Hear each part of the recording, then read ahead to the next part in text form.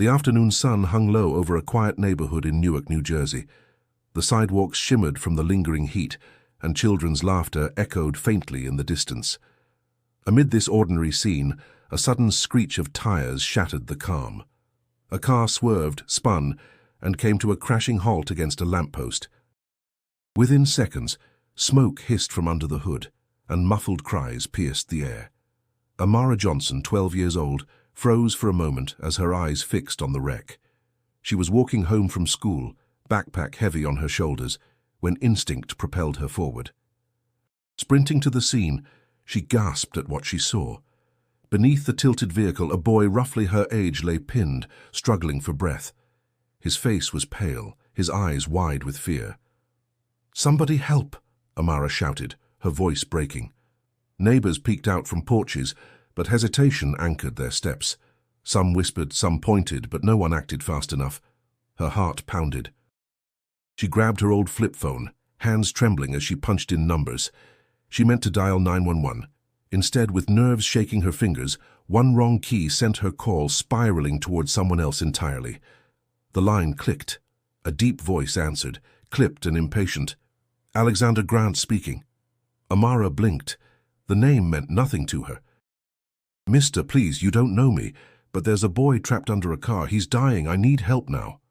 On the other end, silence lingered, followed by a skeptical exhale. "Young lady, you must have the wrong number. Call emergency services." "I tried. Please, I don't know what happened. Please listen." Amara's voice cracked, desperation lacing every word. "The boy's right here. He can't move. He's crying. If no one helps him, he'll die." The urgency in her tone forced Alexander to pause. He sat behind a vast mahogany desk, high in a Manhattan skyscraper, glass walls reflecting the city skyline. Billionaire, investor, and master of control. He was a man whose life rarely bent to interruptions, yet the sincerity in the girl's plea unsettled him. "What's your name?" he asked, suspicion softening into reluctant curiosity. "Amara Johnson. Please, sir, he needs help now." Alexander leaned back, brows furrowing. His calendar was stacked with meetings, mergers, and negotiations worth millions, but her words tugged at something buried beneath his hardened exterior. This was no ordinary prank. He could hear faint cries in the background, panicked, ragged breathing. The boys. Alexander's chest tightened, though he didn't know why. "Describe him," he demanded. "He's about 12. Light skin, brown hair, blue shirt. He's stuck under the car. It's crushing him. He keeps calling for his dad." The billionaire's breath caught. Blue shirt, brown hair, a trembling voice calling for his father. His chair scraped back violently as he stood. "Where are you?" His tone was sharper now, urgent. Amara quickly gave the cross street. "Please, hurry. He's not moving much anymore." For the first time in years, Alexander's meticulously planned world cracked. He snapped orders to his assistant, grabbed his coat and rushed toward the elevator. The thought clawing at his chest was unbearable. The boy she described sounded exactly like his son, Ethan. As the city roared beneath him, Alexander realized his wealth, his empire, and his power meant nothing in this moment. He needed to know if the voice of a stranger, a girl who dialed the wrong number, was the only thing standing between his son and death. And for you listening to this story, if you want to hear more life-changing tales like this one, make sure to subscribe to the channel. What comes next will shake Alexander's world to its core. Amara clutched the phone, eyes locked on Ethan's pale face. His breaths came shallow, each weaker than the last. She whispered fiercely, "Hold on, your dad is coming, I promise." But would he arrive in time? Alexander's driver pulled the sleek black car into the congested Manhattan streets, horns blaring as traffic surged in every direction.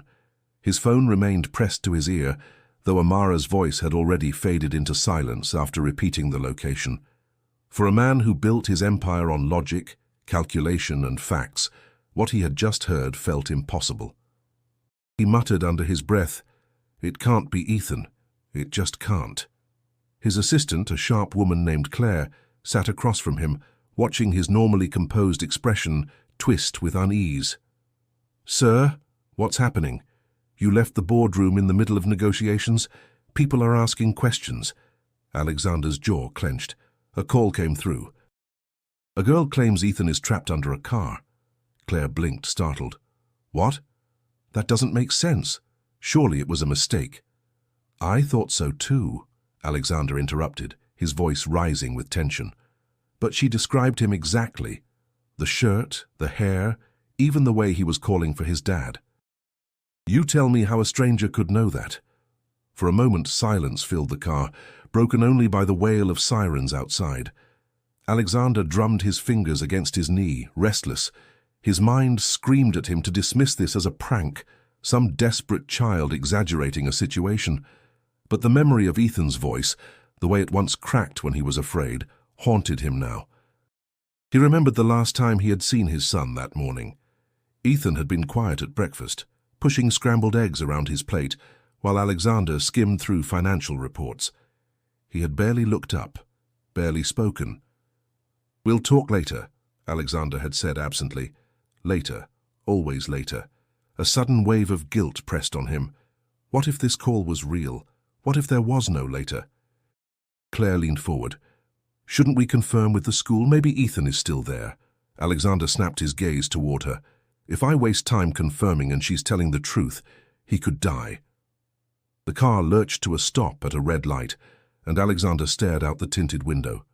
Pedestrians crossed, their faces indifferent, their worlds intact. His world felt like it was unraveling. He muttered, almost to himself, "Why would fate let me hear that call if it wasn't real?" Claire studied him carefully. She had worked for Alexander for a decade, through countless crises, yet she had never seen him so shaken. His empire had survived lawsuits, scandals, and betrayals. But this fear of losing his only son, was a battle he couldn't fight with lawyers or money. The car accelerated again, weaving between lanes. Alexander checked his watch obsessively, every second a hammer pounding against his ribs. His disbelief wrestled with a growing dread that refused to loosen its grip. He replayed Amara's voice in his head, urgent, trembling, yet steady with conviction. There had been no hesitation, no trace of deception. Whoever she was, she believed every word she spoke, and that belief had seeped into him against his will. "Claire," he said finally, his tone grim, "if this girl is wrong, I'll deal with it. But if she's right, and I did nothing, I'll never forgive myself." Claire nodded quietly, sensing that logic no longer guided him, only fear and instinct. As the skyline of Manhattan shrank behind them, and the bridges loomed ahead, Alexander's disbelief began to fracture. For the first time in years, he wasn't in control of the narrative. He was a father racing toward an unknown truth, led only by the desperate words of a girl he had never met. And deep down, though he fought to resist the thought, part of him already knew. Amara's call was no mistake. The question clawing at his chest was no longer if she was right, but whether he could reach Ethan before it was too late. The car's weight pressed down on Ethan's frail body, his shallow breaths rattling in the tense silence. Amara crouched beside him, clutching his hand with trembling fingers. She tried to keep her own fear from spilling into her voice. "You're gonna be okay," she whispered. "Help is coming. I promise." Ethan's lips quivered, his eyes glassy with pain. I can't breathe right. Please don't leave me." Amara squeezed tighter. "I'm not leaving." The street around them had filled with bystanders, but hesitation ruled the air. Some people argued about waiting for firefighters. Others shook their heads, muttering it was too dangerous to intervene. Their voices blurred into background noise for Amara, who couldn't fathom standing still while Ethan's strength drained before her eyes. She looked up sharply. "We can't just wait. If he passes out, he might not wake up." A man in his 50s shook his head firmly. "That car's too heavy, girl. We'll hurt ourselves if we try." Anger and determination surged in her chest. She stood tall, her voice cracking with urgency. "Then at least try. If it was your child, you wouldn't just watch." The man shifted uncomfortably, avoiding her gaze. The others murmured but still didn't move. Amara bit her lip hard, thinking fast. She glanced at the curb where a delivery truck had parked minutes before, Two strong men in uniforms leaned against it, watching. "You," she called. "Can you help me? Please, just lift enough so he can breathe better." "I'll guide you." The men hesitated, exchanging glances, but something in her voice cut through their reluctance.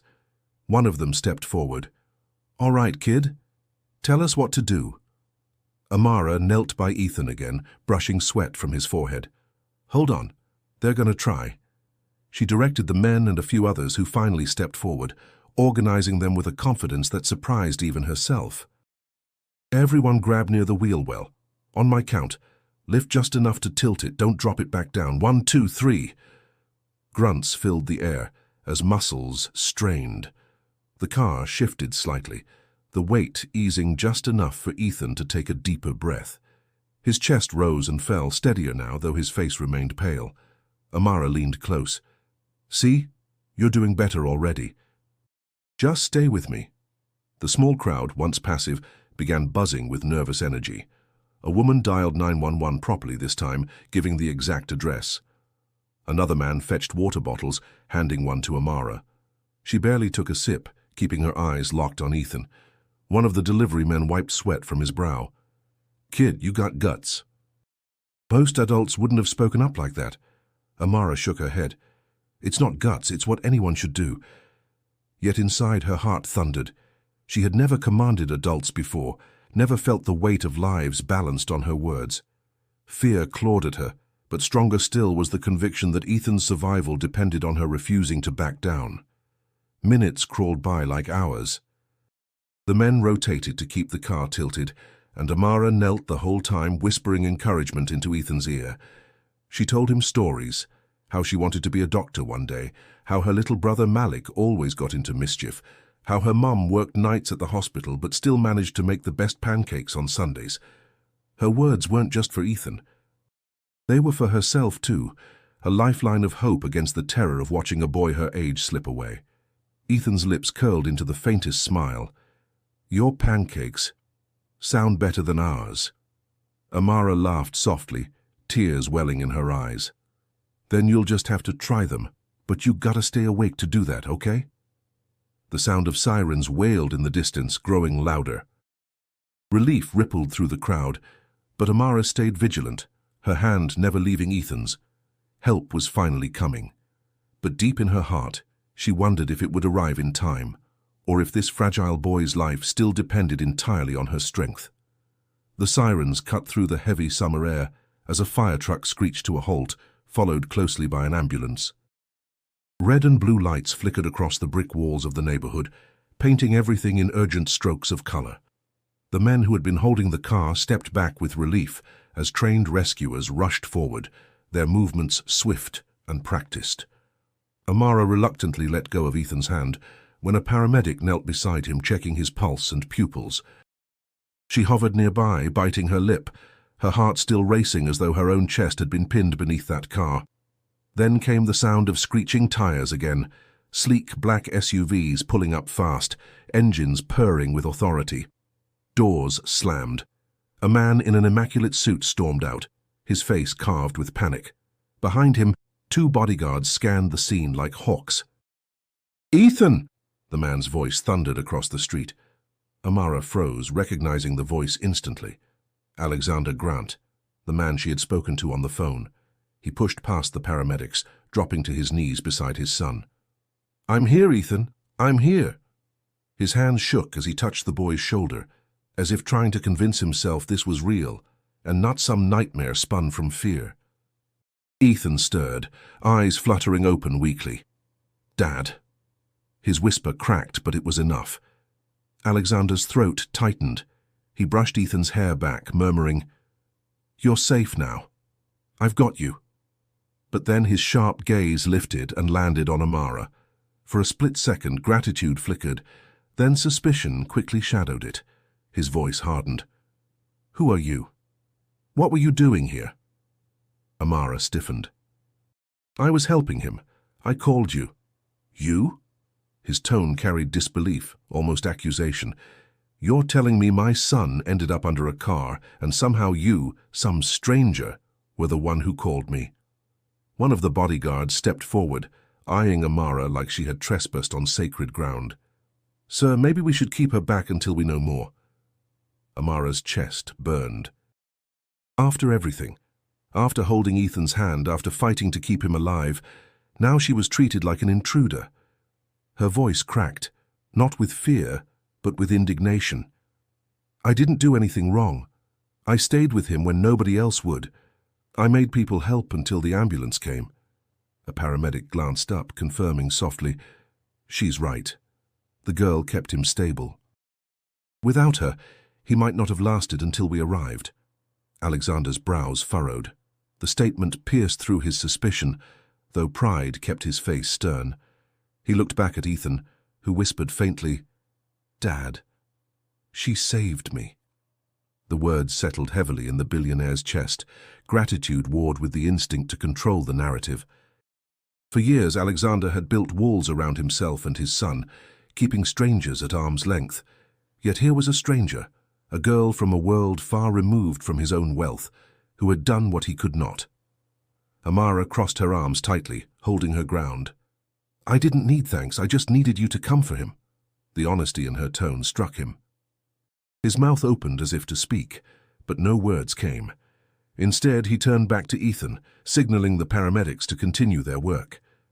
As they lifted Ethan carefully onto a stretcher, Amara stepped closer, whispering once more to him, "You're going to be okay now." Ethan managed a weak smile before the medics rolled him toward the ambulance. Alexander followed close behind, but his eyes lingered on Amara.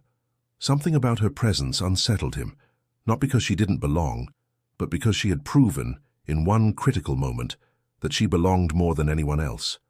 The ambulance doors slammed shut, sirens roaring back to life. As the vehicles pulled away, Amara stood on the curb, heart heavy yet proud. She had kept her promise. But deep inside, she sensed this was not the end of their story. The hospital corridors smelled faintly of antiseptic and coffee, a mixture of urgency and fatigue that clung to every wall. Fluorescent lights buzzed above as doctors and nurses hurried past with charts and gurneys.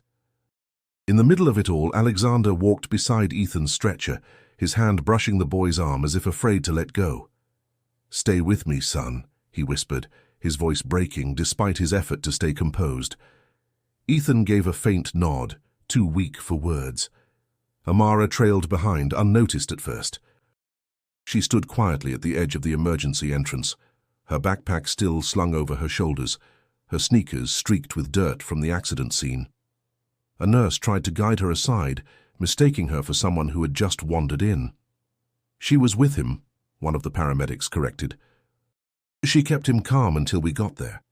The nurse gave Amara a short nod of acknowledgement, but that was all.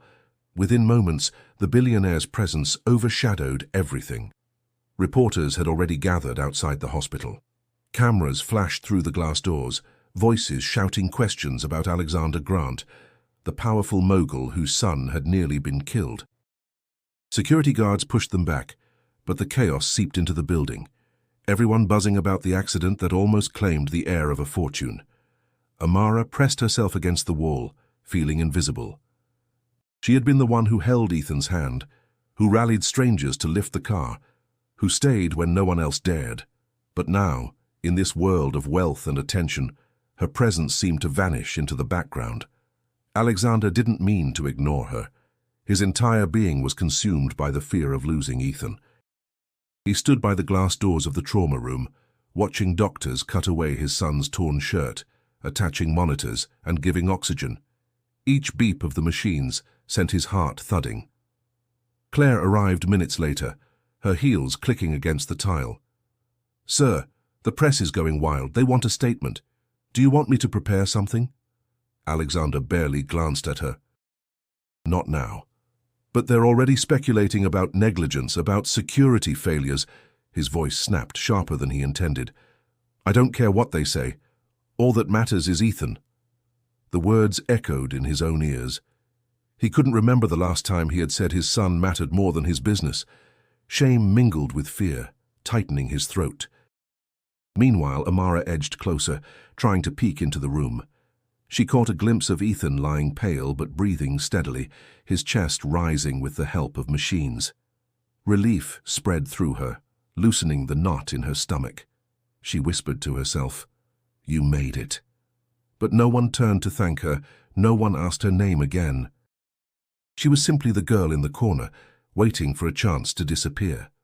When the doctors finally emerged, Alexander rushed forward. "How is he?" The lead doctor removed his mask. "He's stable. A few cracked ribs, some internal bruising, but nothing life-threatening. He'll need rest, but your son is going to recover." Alexander closed his eyes, exhaling deeply. His knees almost gave way with the weight of relief. For a moment, he pressed a hand to his face, letting the emotion he usually buried rise to the surface. Behind him, Amara smiled faintly. The fight wasn't over, but she had kept her promise. Then, without warning, the hospital doors burst open again, the press surging forward until security shoved them back. Flashbulbs lit up the lobby. Questions rang out. "Mr. Grant, how is your son? Was this an attack? Who's responsible?" Amara shrank against the wall, overwhelmed. No one asked her what had happened. No one wanted her story. The narrative had already shifted to Alexander, the powerful father, the grieving figure, the man who had everything to lose, and yet she knew the truth. She had been there when Ethan's breaths grew shallow, when hope flickered on the edge of darkness. She had been the one to act. As she quietly stepped back toward the exit, Amara realized something else. Her life and Alexander Grant's had collided for reasons neither of them yet understood, and the ripple of that moment was only beginning. The ride back to Newark felt longer than usual, though Amara's feet carried her home in quick strides. Her neighborhood was a different world from the hospital's gleaming corridors and polished marble floors. Here, cracked sidewalks wound between rows of brick apartment buildings, their windows buzzing with the sounds of televisions, laughter, and occasional arguments that spilled into the night air. She pushed open the creaky front door of her family's apartment. The smell of fried onions and garlic drifted from the kitchen, comforting and familiar. Her mother, Danielle Johnson, stood at the stove in scrubs that smelled faintly of antiseptic, exhaustion etched into her features. "You're late, Amara," Danielle said without turning around. "Homework first thing when you sit down." Amara hesitated in the doorway, backpack sliding from her shoulders. "Mom, something happened today." Danielle turned, worry flickering in her tired eyes. "What kind of something?" "I found a boy. He was trapped under a car. I stayed with him until the ambulance came. I even called his dad." Her mother's expression shifted from alarm to disbelief. "You what? Amara, that's serious. Are you hurt?" "No, I'm fine," Amara said quickly, stepping closer. "But Mom, it was bad." "He almost didn't make it." Danielle set down the spatula, pulling her daughter into a tight hug. "You shouldn't have had to see something like that." "I couldn't just walk away," Amara murmured into her mother's shoulder. From the couch, her younger brother Malik piped up, curiosity wide in his eyes. "Did you save him like a superhero?" Amara gave a small smile, brushing her braids from her face. "I don't know about that, but I tried." Malik's grin widened. "Then you're my hero." The words warmed her, though she didn't fully believe them. The memory of Ethan's pale face still haunted her, his whisper for help echoing in her mind. She sat at the table, her hands fidgeting as Danielle served dinner. They ate quietly for a while, the clink of forks against plates filling the silence. Danielle studied her daughter, noticing the way Amara's shoulders slumped under an invisible weight. "You've always had a strong heart," she said softly, "but that kind of bravery, it comes with responsibility." "I want to do more," Amara admitted. "I want to help people like the doctors do. I don't ever want to just stand there when someone's in trouble." Her mother smiled faintly. "So you'd make a good doctor, but first you've got to conquer algebra." Amara laughed, the tension easing for a moment, but as Malik chatted about school, she found her mind drifting back to Ethan. Who was he really? She hadn't even known his last name until she overheard it from the paramedics. Grant. The name now echoed in her memory, though at the time it had meant little. That night, After Malik was asleep and Danielle prepared for her overnight shift at the hospital, Amara sat by the window, staring out at the flickering street lamps. Sirens wailed faintly in the distance, blending with the hum of traffic. Life in Newark was noisy, unpredictable, sometimes rough around the edges, but it was home. She hugged her knees, whispering to herself, "I hope he's okay." For Amara, the day had carved something new into her spirit. She had glimpsed a world where her courage mattered, where her voice carried weight, even among strangers. Yet she also knew her reality: crowded classrooms, worn textbooks, and a mother who worked double shifts just to keep food on the table. Still, she dreamed. Not just of being a doctor, but of crossing bridges her family had never dared imagine. The boy she had helped was part of a world so different from hers that it seemed unreachable. But fate had tied their paths together once, and deep inside, Amara wondered if it would happen again. As she finally drifted into sleep, the memory of Ethan's fragile smile stayed with her, a reminder of the promise she had kept. Days passed before Amara heard anything more about the boy she had saved. Newark life moved on as usual. School bells rang, buses roared down crowded streets, and her mother came and went from the hospital, weary but determined. Still, Amara carried the memory of Ethan like a quiet flame, hidden but burning steady. One evening, as Danielle prepared a late dinner, there was a knock at the apartment door. Amara rushed to open it, expecting a neighbor or Malik's friend. Instead, two men in dark suits stood in the hallway, their posture rigid, their expressions unreadable. "Are you Amara Johnson?" one asked. Her throat tightened. "Yes, why?" The taller man extended a sleek envelope. "This is for you. Mr. Alexander Grant wishes to extend his gratitude. He asks that you and your family join him for dinner at his residence." Amara blinked, stunned.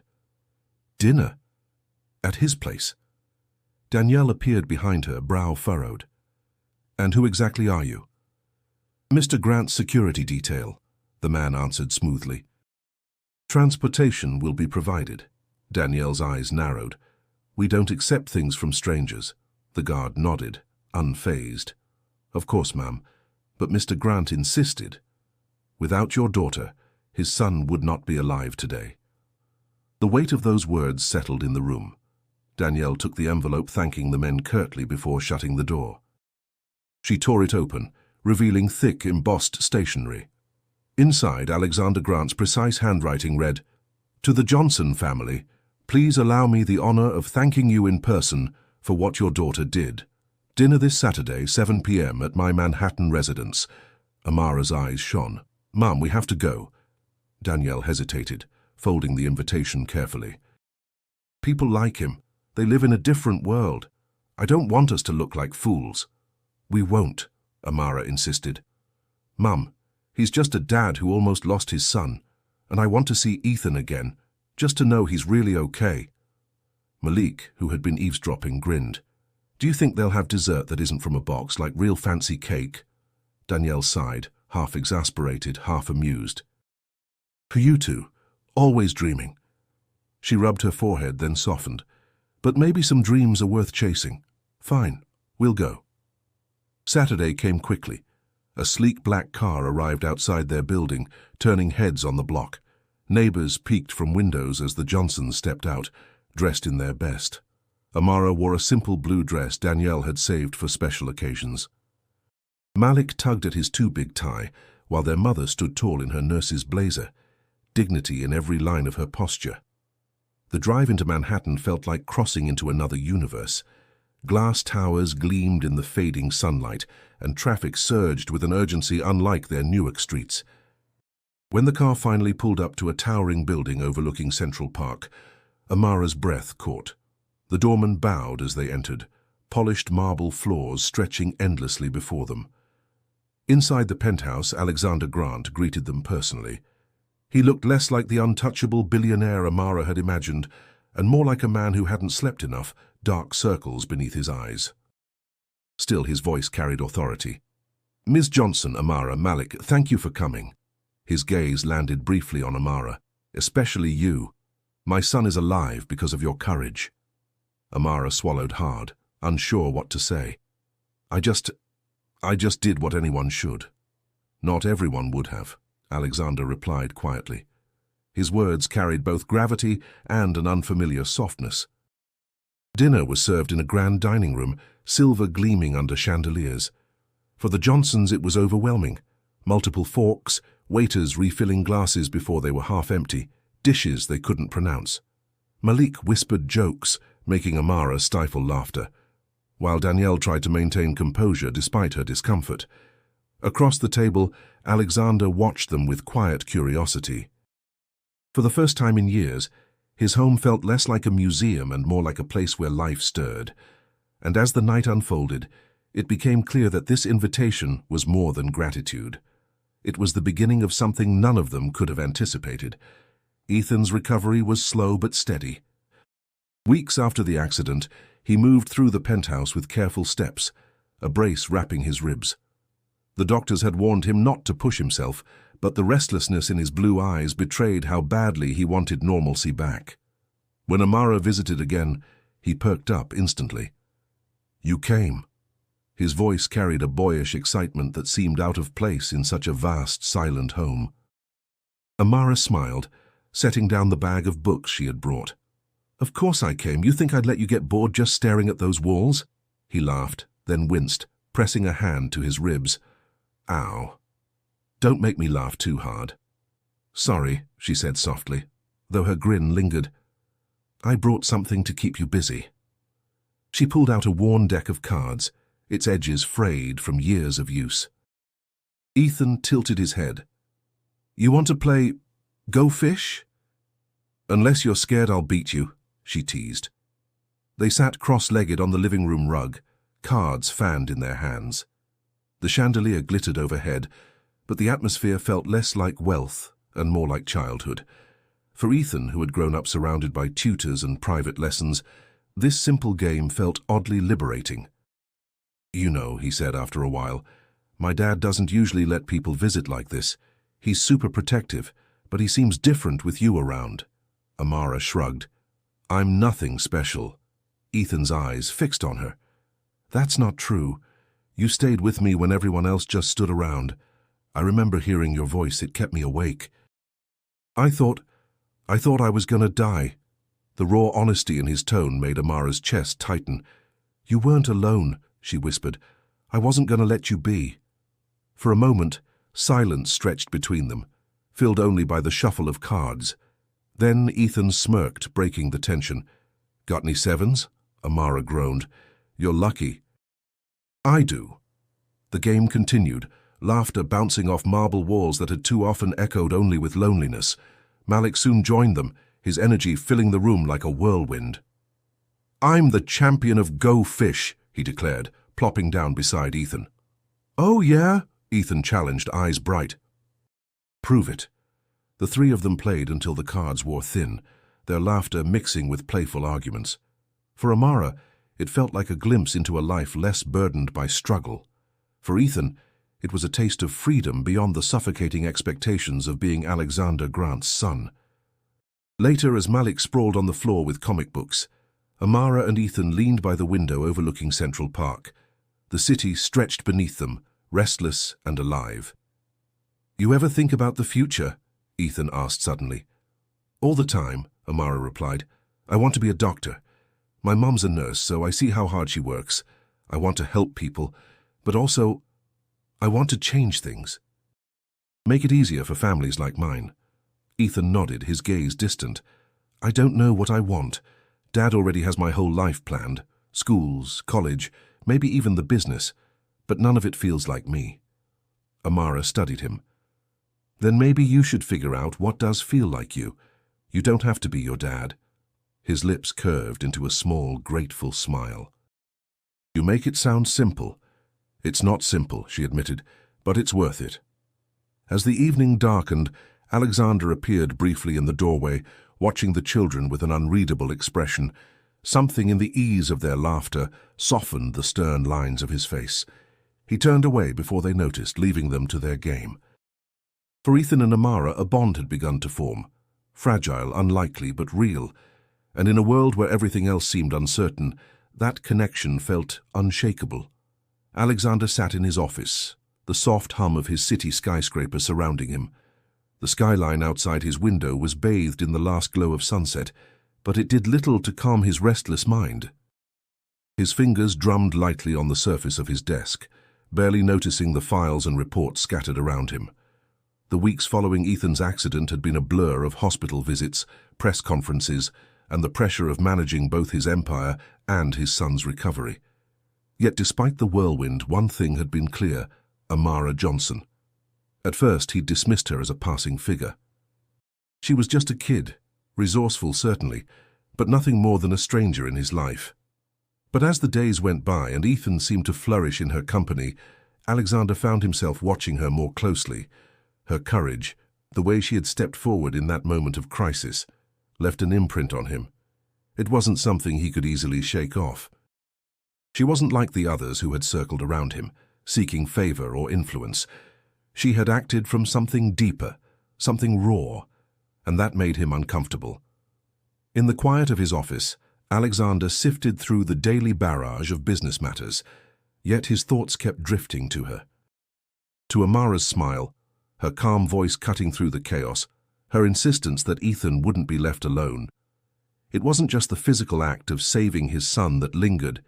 It was the way she made him rethink everything about his own life. His empire had been built on control, on ensuring that everything fell neatly into place, but with Amara's unexpected presence, something had shifted. He had begun to question everything he thought he knew. "Dad, you're always so serious.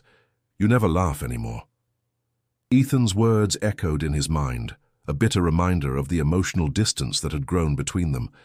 The guilt that Alexander had buried deep beneath layers of work was now surfacing, and he couldn't ignore it any longer. He stood abruptly, his chair scraping against the polished floor. He walked to the large window, looking out over the sprawling city. It was a city he had built, brick by brick, with his own hands. Yet the idea of truly connecting with Ethan, of truly being a father, seemed more daunting than ever. For so long his relationship with his son had been based on expectations, on what he thought Ethan should be, not who Ethan truly was. And now he was faced with a young girl who had done something Alexander himself had never managed to do: make his son feel heard. It was a powerful thought, and one that made Alexander uneasy.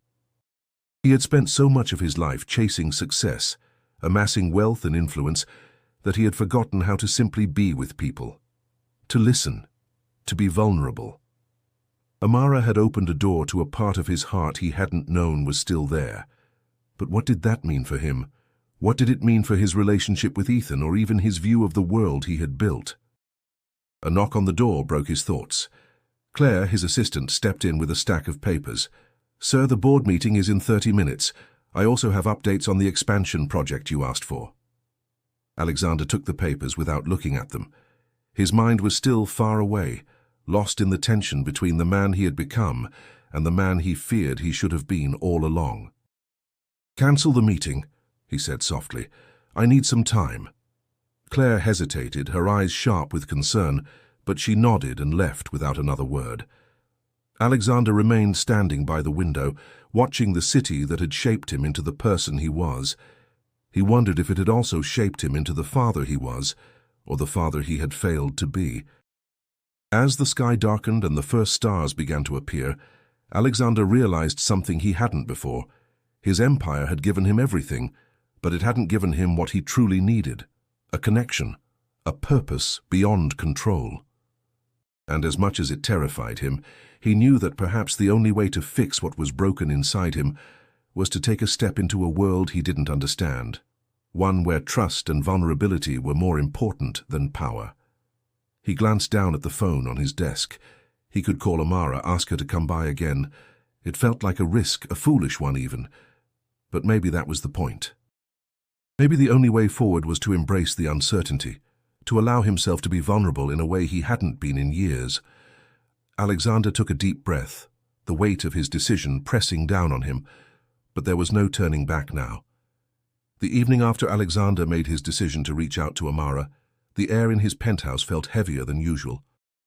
He had never been one to question his actions, but today had been different.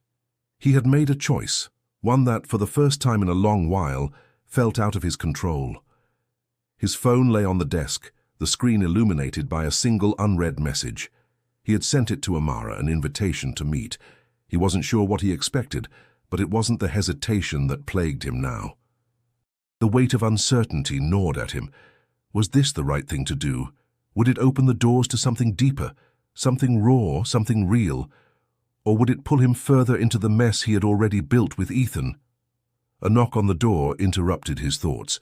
It was Claire, as always, calm and composed, but tonight her face was clouded with tension. "Sir, there's a problem." "A big one." Alexander's stomach tightened. "What happened?" "Your financial advisor, William Harris, he's been leaking information to your competitors. Sensitive data. It's starting to surface in the market. People are talking." A cold wave of disbelief washed over him. "No, that's impossible. William has been with me for years." Claire met his gaze. "I don't think we can ignore this anymore, sir. The leaks are becoming too obvious." Alexander stood up, pacing. His mind raced, processing the betrayal, the damage. He had built his company on trust, on loyalty. He had never imagined that the cracks would appear from the inside. William had been a constant in his life, someone he trusted implicitly. Now that trust was shattered. "What do we do?" he asked, his voice low, the weight of it settling heavily in the room. Claire handed him a report. "We need to address this publicly, get ahead of it before it spirals further." Alexander rubbed his temples, the pressure of the situation clouding his thoughts. But even as he stood there, trying to sort through the tangled mess of business, another thought clawed at him. Amara. He hadn't heard back from her. The message he had sent seemed to hang in the air unanswered, just like everything else in his life that he couldn't control. In that moment, his world felt upside down. "What's the next step with William?" Alexander asked, his voice tight with frustration. "We'll have to confront him, but I don't think he'll come clean easily." "We'll need evidence." He nodded, barely processing her words. His mind was still focused on that single message, the one that hadn't been returned. Was Amara going to show up? Would she take him up on his offer? He had extended an olive branch, but the fear of being rejected, of looking vulnerable, gnawed at him. And then the doorbell rang. It was a sound he hadn't expected to hear so soon. Alexander's heart skipped. He knew it was her, Amara. Without thinking, he walked briskly to the door and opened it. There she stood, in simple clothes, no pretense, just a girl, one who had saved his son's life. "Amara," he said, his voice quieter than he intended. She looked up at him, eyes still guarded, though there was something in them that had softened. "You wanted to talk?" she asked, her voice steady. He hesitated, but then gestured for her to come in. "Please, I owe you an explanation." As she stepped inside, he noticed the subtle way she carried herself. Confident, but not brash. It was the kind of strength that came from surviving, from standing up when no one else would. It reminded him of something he had lost long ago. They sat in silence for a moment, the tension thick between them. Alexander had always been a man of control, but this felt different. He felt like a man adrift in a storm, unsure of which direction to go. "I'm sorry," he began, his voice more vulnerable than he intended. "I haven't been honest about a lot of things." Amara glanced at him, studying him carefully. "It's okay. You don't have to explain everything." But he couldn't let it go. "No, I do. I've built my life on control, on making sure everything stays in place. But you made me realize how little control I really have." She tilted her head, curiosity flickering in her eyes. "What do you mean?" "I've spent so much time focused on work, on my company, that I forgot what matters. Ethan matters. And I didn't see it until it almost cost me everything." Amara's expression softened. "It's not too late. It's never too late to change." The words hit Alexander like a wave. He hadn't thought it could be that simple, but maybe it was. Maybe change was something he could still grasp, even if it meant admitting his mistakes.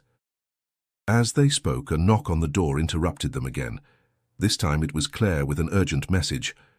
"I'm sorry, sir, but this can't wait," she said. Alexander stood up, his resolve hardening. "I'll be right there." Amara looked at him, sensing the weight of his decision. "You need to go, don't you?" He nodded. "But I'll be back." "We're not done here." As Alexander walked away, his mind wasn't focused on the crisis at hand, but on the unspoken bond that had begun to form with Amara. And in that moment, he realized something important. This was the true test of his strength, not in business but in his ability to trust again. The weeks following the crisis had shifted something in Ethan. It wasn't just his recovery from the accident. There was a change in him, something deeper, a kind of restlessness that wasn't easy to ignore. Alexander had been trying to spend more time with him, trying to make up for the years of emotional distance. But it wasn't as simple as that. Ethan had begun to pull away. The quiet moments they used to share, talking over breakfast or watching TV, had started to feel awkward, stilted. His relationship with his father had always been defined by obligation, not love. And now, Ethan couldn't shake the feeling that he was still being watched, still being molded into someone he didn't want to be. One afternoon, as Alexander stood in his office preparing for another round of meetings, the door opened without a knock. Ethan walked in, his usual calm replaced by an unfamiliar tension. "Dad, we need to talk." His voice was steady, but there was an edge to it. Alexander looked up, surprised. He had been expecting a visit from his assistant, but instead here was Ethan, standing in the doorway like he was about to make a decision. "Of course," Alexander replied, trying to mask the unease he felt. "What's on your mind?" Ethan walked in, not bothering to sit.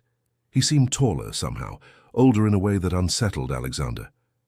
"You know, I've been thinking a lot about my future." "About our future?" Alexander furrowed his brows, setting down the paperwork he'd been reading. "I'm listening. I don't want to follow your path. I don't want to go to the same schools you went to. I don't want to take over the company. I don't want to be you," Ethan said, his words sharp and raw. A silence stretched between them. Alexander's throat went dry. "Ethan," he began, but the words didn't come easily. "Don't say you've heard this before," Ethan continued, his voice now tinged with frustration. "I'm not just talking about a job or a college degree. I'm talking about who I am. I'm not you, and I'm tired of living like I'm supposed to be." Alexander stood, his mind racing. This wasn't a conversation he had ever anticipated.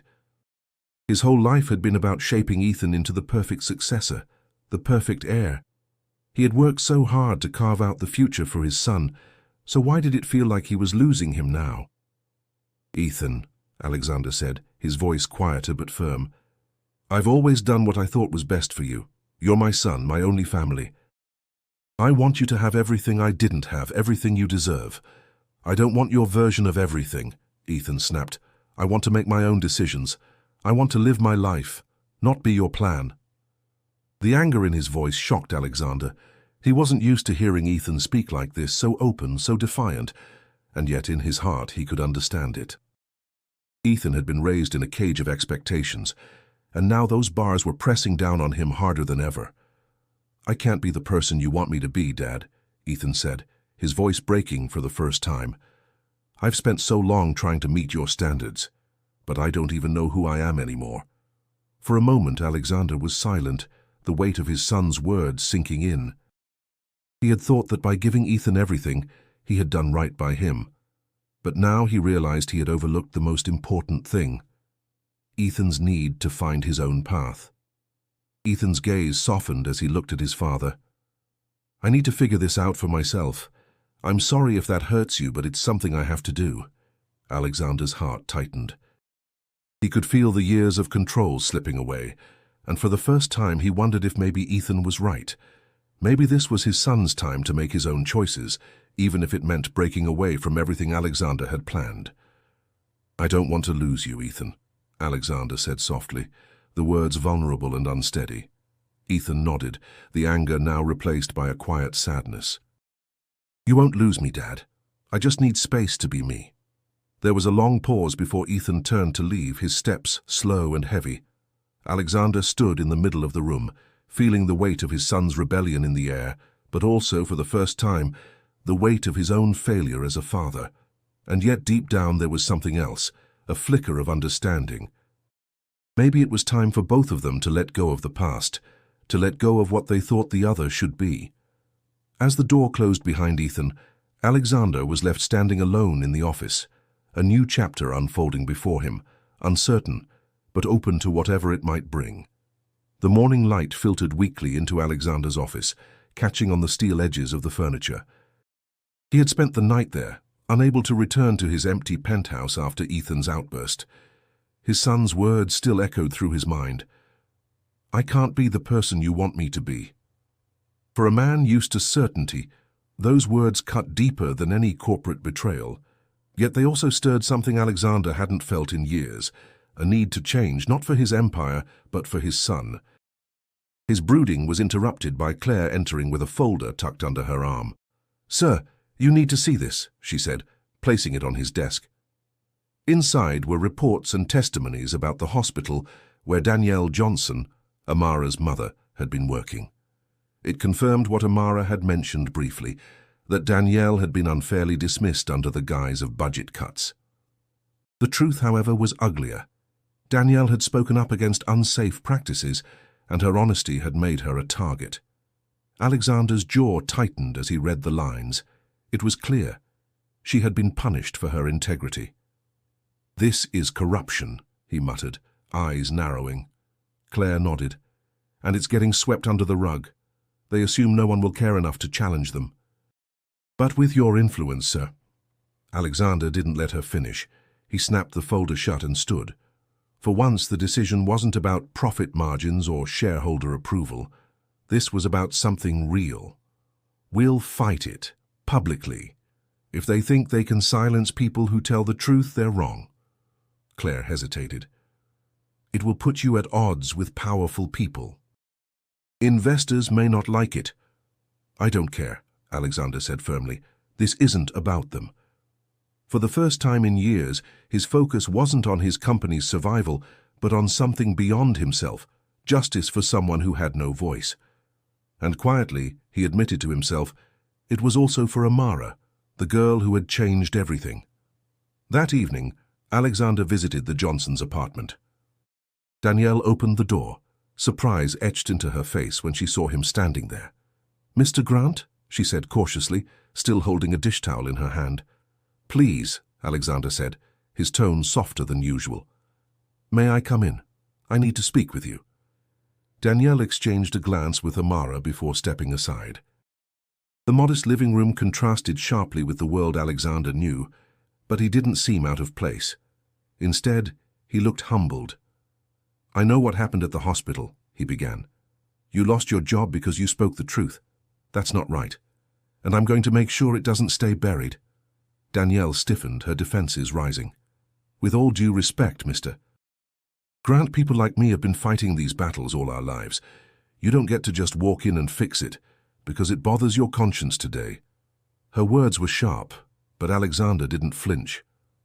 "You're right. I can't fix everything. But I can fight this one, and I want to." Amara stepped forward, her eyes wide with both hope and caution. "You'd really do that? Even if it costs you?" Alexander looked at her, something raw in his expression. "Yes, because it's the right thing to do, and because I owe it to you, to both of you. You reminded me that being powerful means nothing if I don't use it for something good." For a moment, silence filled the room. Danielle studied him carefully, searching for any sign of empty promises. What she saw instead was sincerity, worn but real. Finally, she sighed. "All right, if you want to stand with us, then stand. But don't think this will be easy." Alexander gave a faint, almost weary smile. "Nothing worth doing ever is." As he left that night, Amara watched from the window. She could feel something shifting, not just in Alexander, but in the space between their worlds. For the first time, it seemed possible that the billionaire and the girl from Newark were not so far apart after all. The headlines broke faster than Alexander expected. Within days, major outlets reported on the wrongful dismissal at St. Mary's Hospital, naming Danielle Johnson as the nurse who had stood against unsafe practices. Her story spread across social media, sparking outrage and sympathy. But with the attention came scrutiny. Neighbors in Newark whispered about the Johnsons, some praising Amara's mother for her courage, others muttering about opportunism. Rumors spun wildly, people claiming Danielle was now protected by the billionaire, as if her integrity could be reduced to someone else's influence. Danielle sighed heavily one evening as she folded laundry in their cramped living room. "I didn't ask for this spotlight," she muttered. "I just wanted to keep patients safe. Now I feel like a pawn in some bigger game."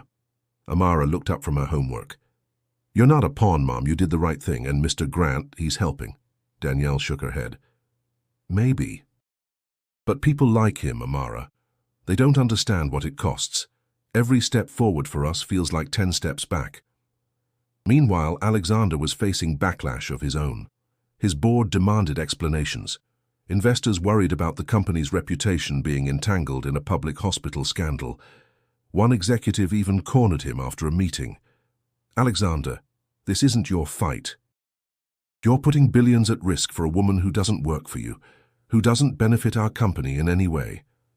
Alexander's reply was steady, almost cold. "She benefits humanity. That's enough." The executive scoffed. "You've gone soft." Alexander didn't answer, but the words lingered. Soft. It wasn't something he was used to hearing, yet strangely it didn't feel like an insult. As the tension mounted on both sides, Alexander began spending more time in Newark. His sleek car pulling into the worn streets drew curious stares every time, but he ignored them. He visited the Johnsons regularly, sharing updates on the legal process, listening to Danielle's frustrations and, more quietly, watching Amara grow bolder with every conversation. One afternoon, as they sat outside on the stoop, Amara asked him, "Why are you really doing this? It can't just be for us." Alexander paused, the summer heat pressing on his shoulders. "Because I've spent my life building walls, walls of money, power, distance. And then you came along and reminded me that walls don't save people. People do." Amara tilted her head, studying him. "That sounds like something my mum would say." He chuckled softly. "Maybe she's wiser than I am." For the first time, Amara saw Alexander not as the billionaire on the other end of a wrong number, but as a man trying, fumbling perhaps, but trying to be better. Yet the sacrifices were real. Danielle's job prospects had dried up. Hospitals were hesitant to hire someone so publicly tied to a scandal. Bills piled up faster than she could manage. At the same time, Alexander's company stock dipped, critics painting him as reckless for meddling in affairs that weren't his concern. Still, neither family backed down. One evening, Ethan joined Amara and Malik in a game of basketball at the cracked neighborhood court. His ribs still ached, but he refused to sit out. As he chased the ball, laughter spilling from his lips, Alexander stood at the fence watching. Danielle approached, arms folded. "He looks happy," she remarked. Alexander nodded. "Happier than I've seen him in years." "Maybe happiness isn't built in penthouses," she said quietly. The words struck him harder than any boardroom argument. And in that moment, Alexander realized the truth. His sacrifices were only just beginning, and perhaps they were the price he had to pay to finally understand what mattered. As the evening fell, the court lights flickered on, illuminating the unlikely picture before him. His son, carefree among new friends, and the girl who had started it all smiling at his side. For once, Alexander didn't feel like a man losing control. He felt like a man finally learning what it meant to let go. The night had fallen colder than expected, the city's usual hum replaced by an eerie stillness. The sun had long dipped below the horizon, but the anxiety still simmered in the air. Alexander stood by the window of his office, staring at the skyline that had once felt like his to control. Now, it felt distant, alien, as if the world he had so carefully built was slipping through his fingers. The legal battle with the hospital had taken a turn. What had seemed like a righteous cause now felt like a war of attrition, and the weight of his involvement had begun to take a toll on his reputation and his company. As the days dragged on, the board had grown restless. Investors voiced their concerns in hushed tones, worried about the long-term effects of Alexander's personal crusade. And then there was Amara. He hadn't seen her in days. She had grown distant, almost withdrawn, though he could tell that her loyalty to the cause had never wavered. But there was something else in her eyes now, a quiet sadness, a weariness that matched his own. Her family, despite their strength, had paid a heavy price. Danielle's fight for justice had forced her into a corner, her prospects dimming as the hospital's retaliation grew more aggressive. Alexander had called her the night before. He had asked her to meet him to talk about what was next. But when he saw her walk into his office that evening, she was different. The way she carried herself, the distance between them, it was like an invisible wall had risen. "Amara," Alexander began, his voice uncertain, trying to gauge the tension in the room. "I know this has been hard. I know it's not what you expected when we first—" She cut him off with a shake of her head. "You don't get it, do you?" Her voice was steady, but the frustration was palpable. "This isn't about what I expected. It's about what you promised. You said you were going to help my mom, that you were going to make it right, but the more we fight, the more everything just falls apart. I can't keep watching her struggle like this. I can't keep watching you pretend like everything is fine." Her words struck deep, but Alexander stood firm, his jaw tightening. "I'm doing everything I can. You think I want this to happen? That I want your family to be dragged into this? This fight is about more than just your mother's job, Amara. It's about exposing a system that hurts people like you, people who don't have a voice. We're going to win this." She stepped closer, her eyes not leaving his. "But at what cost, Alexander? At what cost?" Her voice dropped, becoming softer, but no less powerful. "You can't fix everything. You can't fix me or my mom or even Ethan with money or power. I don't need your help if it means losing myself in the process." The weight of her words hit him like a physical blow. He had been so focused on controlling the situation, on making everything right by force, that he hadn't seen the deeper, more personal damage he was causing. "Amara," his voice faltered, the words catching in his throat. "I thought I was doing the right thing. But I've made mistakes, and I know that now." She nodded slowly, the pain in her eyes softening, but there was still an edge of resolve. "We all make mistakes, Alexander. But you can't fix everything by throwing money at it. You have to listen. You have to see us for who we really are, not as pawns in some game." He swallowed hard, his thoughts racing. She was right. He had spent so much time trying to win battles, trying to build something that was supposed to be perfect, that he had forgotten to see the people in front of him. Amara, Danielle, even Ethan. They weren't pieces in a chess game to be moved around. They were lives, and he had treated them as if they were nothing more than pawns. There was a long silence between them before Amara spoke again, her voice quieter now. "I can't keep fighting for something that isn't real, Alexander. I can't fight for you if you're not fighting for us, for what really matters." The truth in her words lingered in the room, heavy and undeniable. Alexander felt his chest tighten, the reality of his situation crashing down around him. He had built walls to protect himself, but in doing so he had pushed away everything that truly mattered. He had pushed away the one person who had opened his eyes to what was important. "I'm sorry," he whispered, the words tasting foreign on his tongue. "I don't know how to make it right, but I want to try. For you, for your family." "For Ethan?" Amara's eyes softened slightly, but she didn't let go of the tension between them. "I don't know if you can fix everything, Alexander, but you've got to stop pretending you can."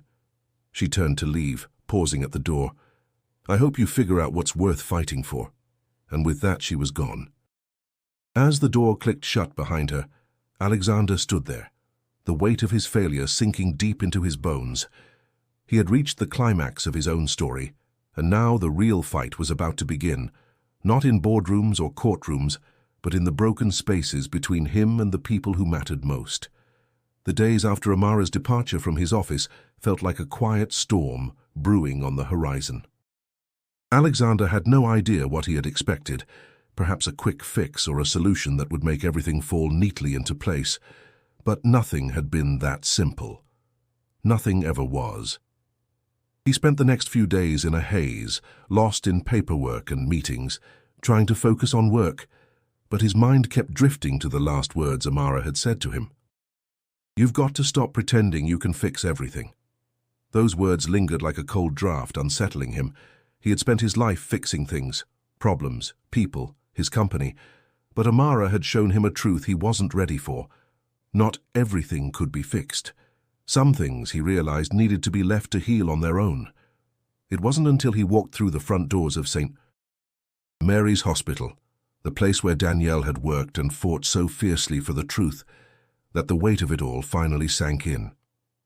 Alexander knew that if he wanted to make things right, if he wanted to be the man Amara needed him to be, he would have to stop fighting for the wrong reasons. Inside the hospital, he was greeted by Danielle, who had agreed to meet him after his recent actions in the press. She looked worn out, but there was still a strength in her eyes, a fire that hadn't been extinguished by the challenges she had faced. "Danielle," he began, his voice softer than usual, "I owe you an apology for everything. I came into this fight thinking it was about winning. But I see now that it was never about that." Danielle studied him for a long moment, and just as he thought she might dismiss him, she spoke, her voice steady. "You don't owe me anything, Alexander, but if you're here to help, I'll take it." Her words were a relief, but they also made something else stir inside him. She wasn't asking for his help because of his wealth, his power, or his influence. She was asking because she believed that despite everything, he could stand beside her and her family, not as a savior, but as an ally. "I've been wrong," Alexander said, his gaze unwavering. "It's not just about what I can fix or what I can control. It's about doing what's right, no matter how hard it gets." Danielle nodded, her face softening. "That's all anyone can ask for." He turned and they both watched as the hospital workers went about their business, but it felt different now. For the first time, he wasn't just a figure looming over the scene, trying to impose his will. He was part of something bigger, something real. Later that week, Alexander stood in the middle of his penthouse, looking out at the city that had been his battleground for so long. He had made a promise to Amara and Danielle, one that he intended to keep. He had reached out to his team, making it clear that his priorities had shifted.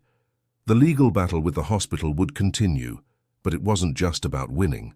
It was about justice. And justice wasn't something that could be bought or forced into existence. It had to be earned slowly, through the work of people who truly cared. Alexander's phone buzzed. It was a message from Amara. "I know you're trying, but don't forget that this fight isn't just about the hospital. It's about all of us." The simplicity of her words hit him hard. He had been trying so hard to solve problems, to fix everything, but Amara had shown him that the true solution was understanding the people he was fighting for. He smiled for the first time in days, feeling something that had been missing for a long time: hope. And for the first time, he felt that he was ready to stand by Amara, by Danielle, and by the people who needed him, not because of his wealth, but because he was finally willing to be part of their world. The fight ahead wouldn't be easy, and it wouldn't be quick, but it was a fight worth having. And this time Alexander was ready to lose if it meant standing for what was right.